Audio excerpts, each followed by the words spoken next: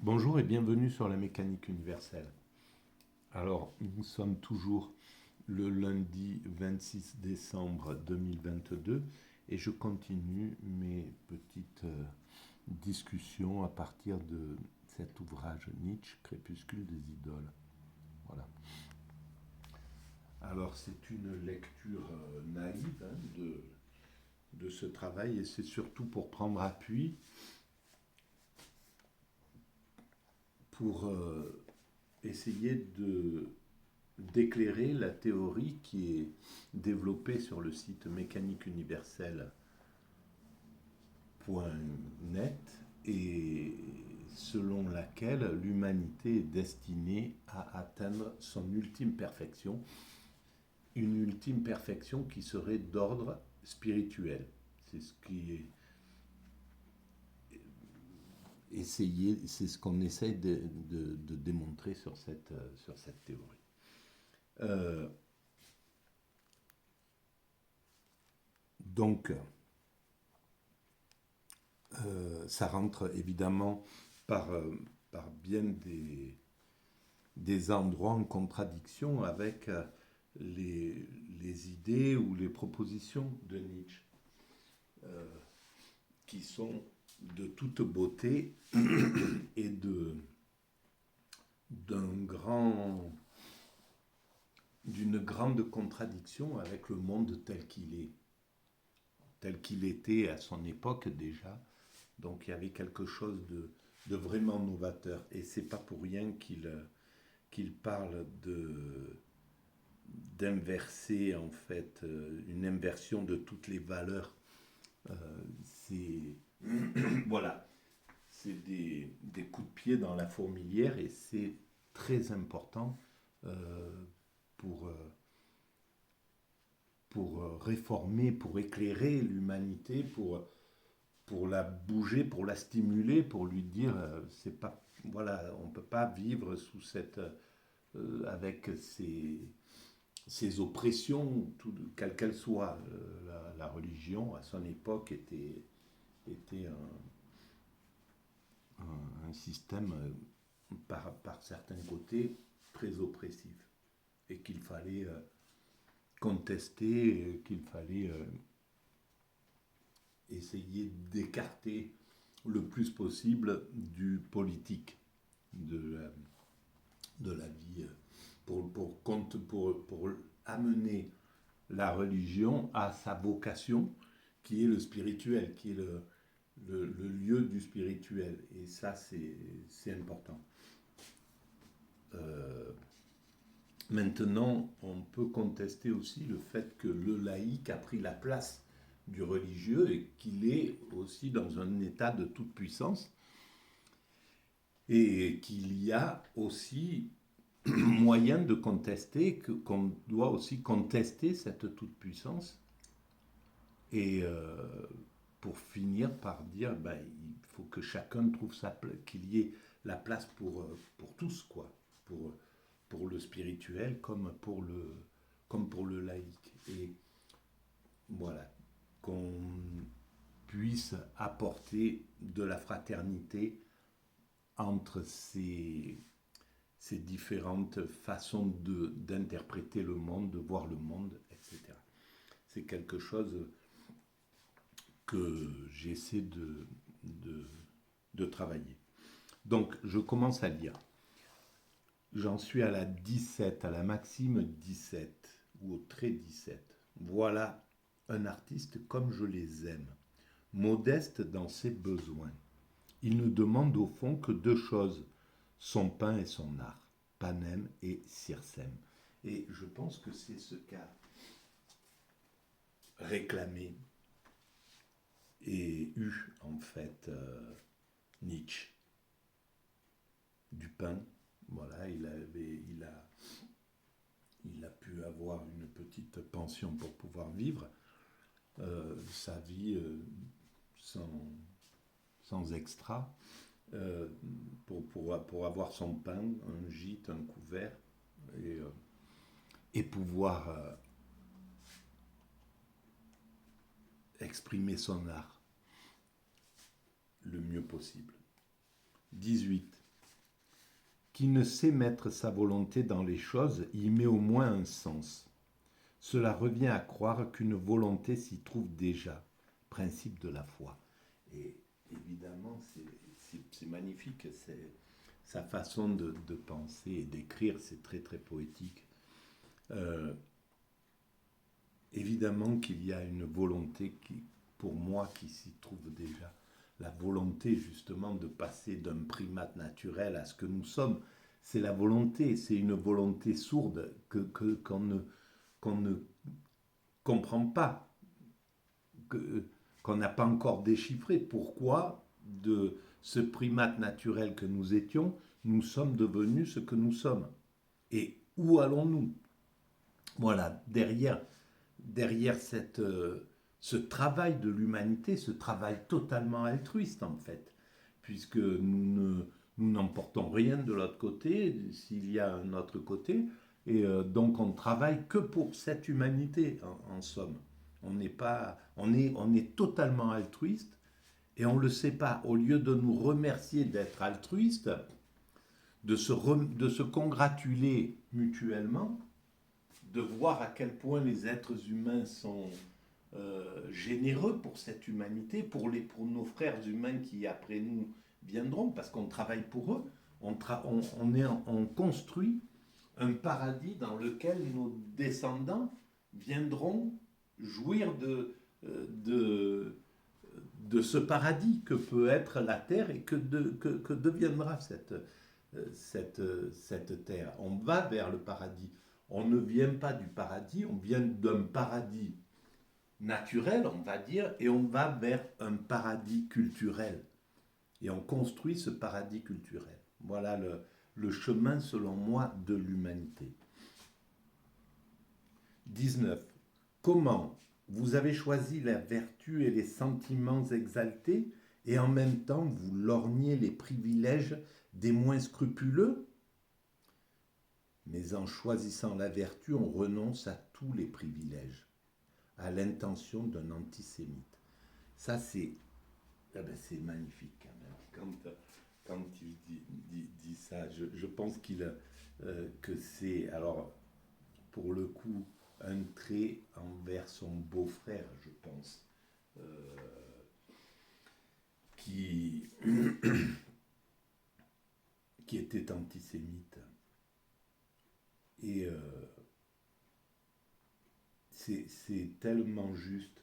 Vous avez choisi la vertu et les sentiments exaltés parce que c'est sous le couvert de la vertu que, que s'exprime l'antisémitisme ou le racisme. Voilà, les détestations de l'autre, c'est derrière la vertu qu'il se cache, en somme. Nous sommes les meilleurs, nous sommes justes, nous sommes bons, nous sommes euh, les parfaits. Et grâce à ça, on peut maltraiter autrui. Voilà. Le 20. La femme accomplie commet de la littérature comme elle commet un péché véniel. À titre d'expérience, en passant, en se retournant pour voir si on la remarque et pour qu'on la remarque. Bon, voilà, c'est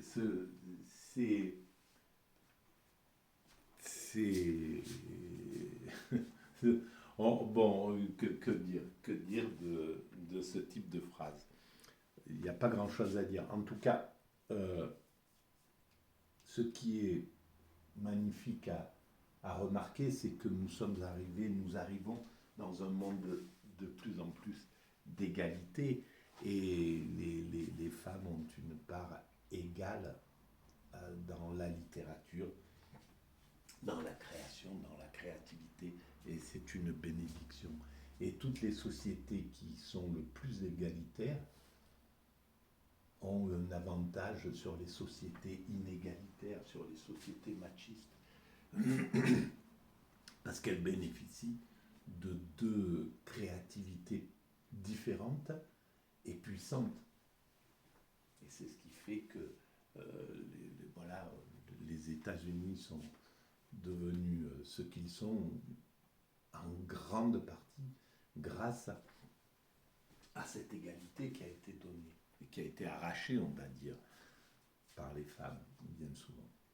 Et pareil pour le fait qu'il y ait ce mélange de cultures. Aux États-Unis, le mélange de cultures a fait des États-Unis ce qu'ils sont. C'est la richesse. Et donc, tous les systèmes qui sont, comment on pourrait dire, protectionnistes à ce niveau-là. Et c'est malheureusement, c'est le cas des sociétés, de certaines sociétés encore qui n'ouvrent pas assez leurs portes, qui ont peur, en fait, de la liberté. Ben, déjà, ils ont peur de la liberté parce que les hommes, à ce moment-là, doivent partager le pouvoir. Et ça, c'est quelque chose qui est difficile à admettre pour eux. Et pourtant, c'est la clé, c'est la solution. Et pourtant, le bonheur est là. C'est ça qui est incroyable, c'est que les hommes, à ce moment-là, ne savent pas. En Iran, les hommes, le système machiste ne sait pas le bonheur qu'il y a à l'égalité. Et donc, elle y est cette égalité de fait, parce que les femmes en Iran c'est quasiment matriarcal, il n'y a pas de problème, mais c'est la façon dont ils se présentent à l'extérieur, comme voilà, les hommes doivent se présenter comme des machos, en somme, ils doivent jouer ce rôle-là, alors que ce n'est pas ce qui se joue réellement dans les couples en Iran ou ailleurs, hein, dans les pays qui sont comme ça. En réalité, les femmes ont un pouvoir énorme. Mais voilà, pour l'apparence, ça ne doit pas être vu, ça ne doit pas être fait. Donc ça enlève des libertés extérieures. Les libertés sont intérieures, mais elles ne sont pas extérieures. Et en fait, par ce manque de liberté extérieure, tout le monde en souffre. Et en plus, il ne voit pas le bonheur qu'il y a à cette égalité-là. Voilà.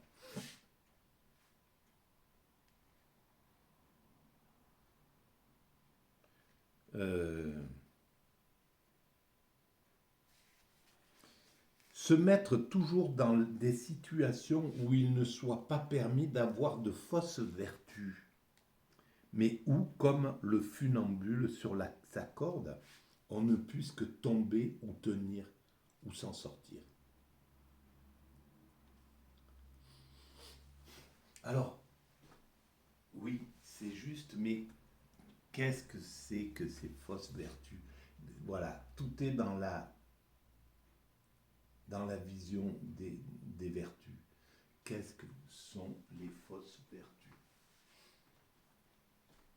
Qu'est-ce qu'on peut juger chez l'autre dans la vertu qu'il utilise pour évoluer? Si ce sont s'il utilise par exemple les vertus religieuses, est-ce qu'on peut contester cela? 22. Les méchants ne chantent pas. Comment se fait-il que les Russes chantent? Eh ben, c'est assez incroyable. Voilà, ça a été écrit en 1800 et quelqu'un, 1888. L'esprit allemand, depuis 18 ans, contradictio in adjecto, pour les latinistes. 24. En remontant aux origines, on se fait écrevisse. L'historien regarde en arrière. Finalement, il en vient aussi à croire à reculons. Donc oui, il a compris que nos origines. Et pourquoi Qu'est-ce que à cette époque-là, Darwin avait déjà fait sa théorie, elle était déjà bien exprimée. C'est assez curieux que ça ne soit pas utilisé tellement par la philosophie de cette fin de siècle-là, de 19e siècle, il me semble. 25. La satisfaction protège même d'un rhume.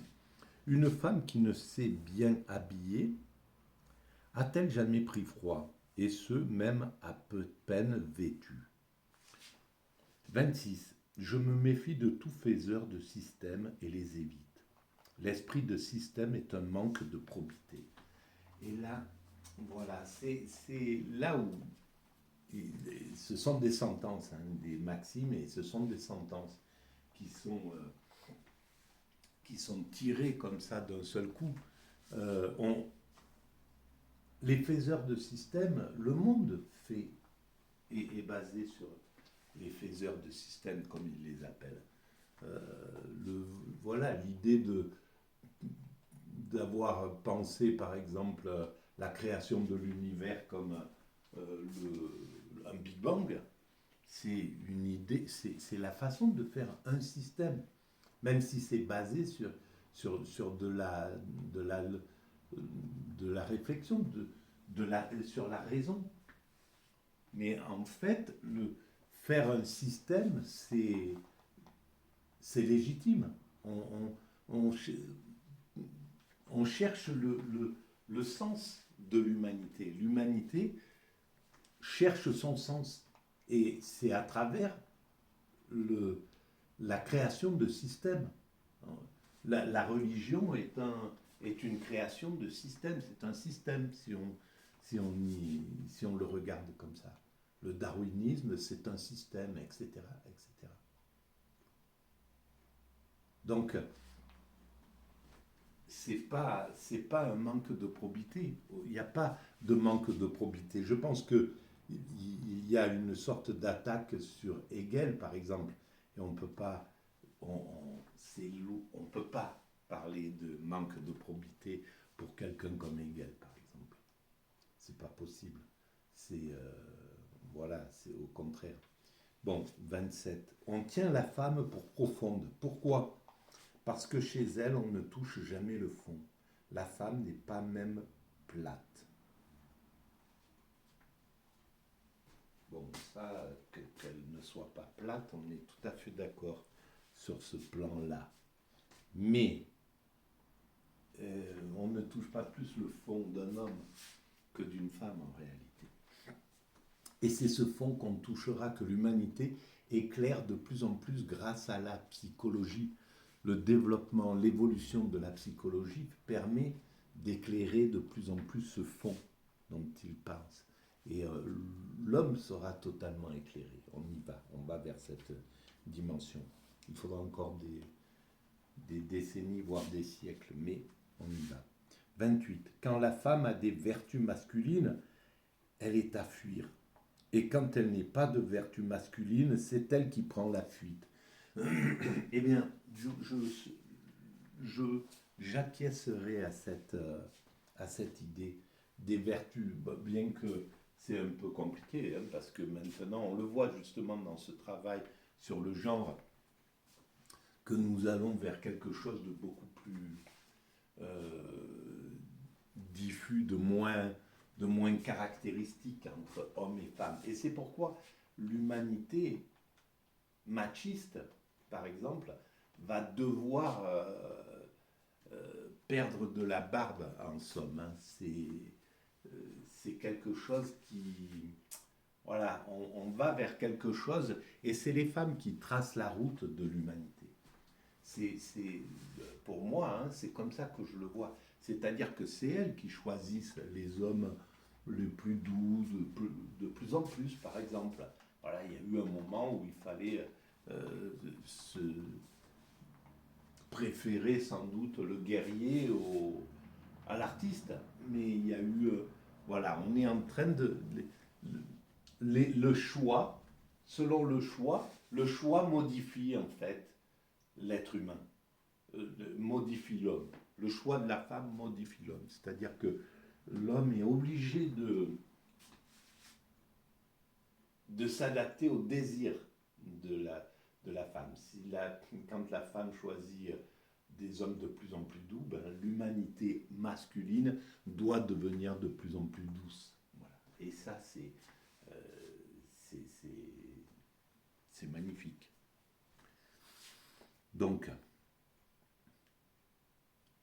par contre, voilà, quand ben, la chanson de Renaud sur Thatcher ou sur... eh ben oui, c'est clair que c'est pas une réussite quand une femme euh, devient plus dure qu'un homme, comme prend voilà, quand elle laisse pas passer ce qui a, ce qui euh, sa partie féminine justement. Alors oui. Et alors, qui est-ce qui a pris la fuite? Et quand elle n'a pas de vertu masculine, c'est elle qui prend la fuite. Alors qui a pris la fuite? Est-ce qu'il parle de Lou Andrea Salomé, la femme dont il était amoureux, Nietzsche? On ne sait pas. 29. Combien autrefois la conscience trouvait à ronger, comme elle avait de bonnes dents, et maintenant, que lui manque-t-il? Question d'un dentiste. C'est magnifique. 30. Il est rare que l'on commette un seul acte inconsidéré, car dans le premier, on en fait toujours trop. C'est bien pourquoi on a coutume de récidiver. Et cette fois, on en fait trop peu. 31. Le ver que l'on piétine se recroqueville. C'est la sagesse même. Il réduit ainsi les chances de se voir piétiner à nouveau. Dans le langage des moralistes, humilité. Ah, voilà, donc il place cette... Oui, ça peut... C'est, c'est juste, cette vision-là. L'humilité est peut-être, décline sans doute, de la peur d'être maltraité. C'est probable, c'est possible, mais c'est le sens de l'humanité. C'est comme ça. C'est que c'est l'humilité qui prend qui est vénérée en somme. Pourquoi? Pourquoi on va plutôt vénérer l'humilité que le narcissisme? Et pourquoi cette vénération, ce type de vénération, fait que l'humanité va vers toujours plus d'humilité? C'est la mécanique est posée comme ça. Alors on peut le constater, on peut le contester comme le fait, me semble-t-il, Nietzsche. Il ne veut pas de cette humilité. Il veut justement du narcissisme. Il veut de la puissance, de, de la conviction, de tout sauf le remords, etc., etc.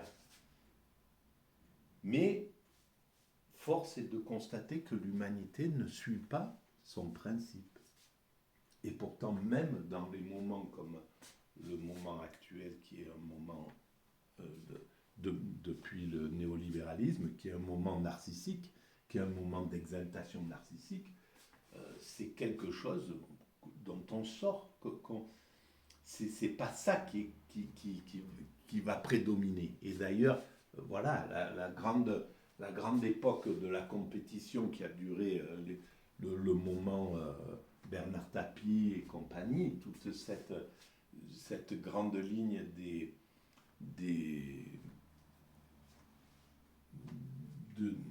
des fonceurs, des winners, comme on dit, est en train de s'écrouler. C'est pas ça. On voit, le monde ne veut pas ça. Le monde veut être en paix, tranquille, cherche pas à être dans une ultra-compétition. Il veut vivre son existence. Il ne veut pas la vivre sous la force de la compétition. Ça correspond à une toute petite partie de l'humanité. C'est pour ça que l'humanité est très bien faite. Les hyper compétitifs sont très peu nombreux. La grande majorité cherche à vivre une vie plutôt paisible, avec le maximum de sécurité, etc. Donc, c'est. Et quoi qu'il arrive, l'humanité revient vers ses bases, même quand elle s'en éloigne, elle revient vers ses bases. Donc, il est une haine du mensonge et de la dissimulation qui vient d'un sens aigu de l'honneur. Mais la même haine peut aussi être pure lâcheté, dans la mesure où le mensonge est défendu par un précepte divin, trop lâche pour mentir. Le mensonge est défendu par un précepte divin. Voilà, c'est des sortes de leitmotifs, mais qui ne voient pas suffisamment la complexité, à mon sens, dans la... C'est pas... La dureté ou l'éclairage brutal des choses ne fait pas... n'est pas la vérité, n'est pas porteur obligatoirement de vérité. Et le spirituel, le précepte divin, le fait de, même si rien ne peut démontrer Dieu, la présence de Dieu, ça n'est pas pour ça que que ça donne la mesure du mensonge, que ça éclaire le fait d'être dans une quête de mensonge. Parce que prouver l'inverse est de la même densité. On peut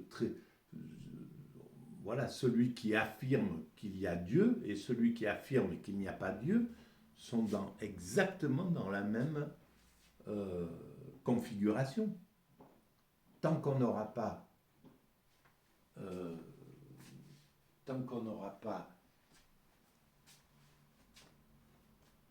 éclairer la pertinence de l'un ou de l'autre, la vérité de l'un ou de l'autre, oui il y a Dieu, non il n'y a pas Dieu, bon, ben, pour l'instant on est tous logés à la même enseigne.